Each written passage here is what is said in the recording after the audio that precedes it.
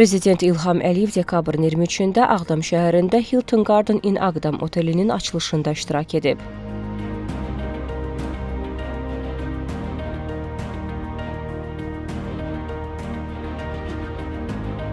Dövlətimizin başçısına burada yaradılmış şərait barədə məlumat verildi.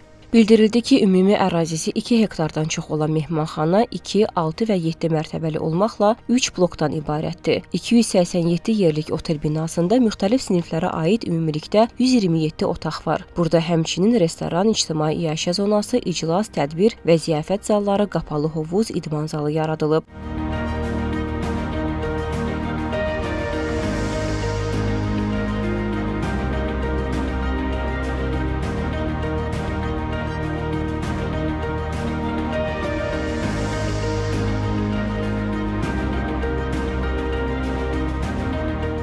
Otelin ərazisində də geniş abadlıq işləri görülüb. Burada 120 nəfər daimi işlə təmin olunub. Yeni otel Ağdam Dəmir Yolu və Avtovağzal kompleksi, Ağdam Muğam Mərkəzi, Ağdam Sənaye Parkı və digər sosial infrastruktur obyektlərinin yaxınlığında yerləşir.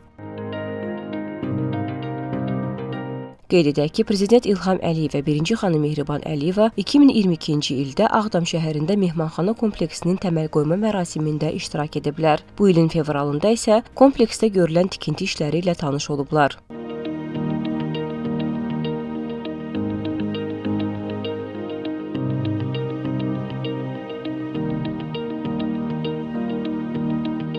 İşğaldan azad edilmiş ərazilərdə görülən bərpa və yenidən qurma işləri çərçivəsində bu bölgədə turizm infrastrukturunun formalaşdırılması əsas istiqamətlərdən biri kimi müəyyənləşdirilib. Bu məqsədlə müasir tələblərə cavab verən otel və mehmanxana komplekslərinin tikintisi həyata keçirilir, turizm potensialının reallaşdırılması üçün zəruri şərait yaradılır.